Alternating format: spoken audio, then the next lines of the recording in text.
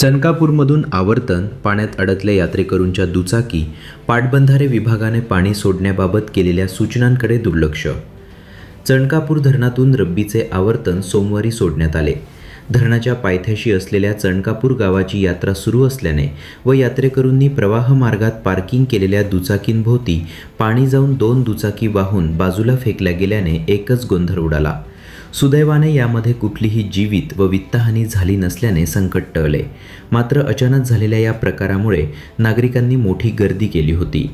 चणकापूर गावात सुरू असलेल्या चणकेश्वर महादेवाच्या यात्रेनिमित्त धरण परिसरात मोठी गर्दी झाली होती.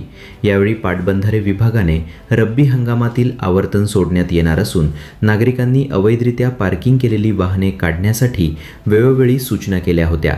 मात्र तरीही काही नागरिकांनी सूचनांकडे दुर्लक्ष केल्याने व पाणी सोडले तरी वाहनांपर्यंत येणार नाही या विश्वासाने वाहने काढली नाहीत, म्हणून हा प्रसंग घडला. मात्र अचानक झालेल्या या घटनेमुळे नागरिकांमध्ये भीतीचे वातावरण निर्माण झाले होते. काही वेळ परिसरात गोंधळ उडाला. स्थानिकांनी तात्काळ सुरक्षित स्थळी धाव घेतली. चणकापूर धरणातून रब्बी हंगामासाठी आवर्तन सोडण्यासाठी वरिष्ठ कार्यालयाकडून सूचना आल्याने पाणी सोडण्यात आले. यावेळी प्रवाह क्षेत्रात असलेल्या नागरिकांना अवैधरित्या पार्किंग केलेली वाहने काढण्याच्या सूचना दिल्या. मात्र काही नागरिकांनी सूचनांकडे दुर्लक्ष केले व पाणी वाहनांपर्यंत येणार नाही या विश्वासाने प्रवाहातील वाहने तशीच उभी ठेवली. यावेळी धरणातून सुटलेल्या पाण्याच्या वेगात 2 दुचाकी वाहून बाजूला पडल्या.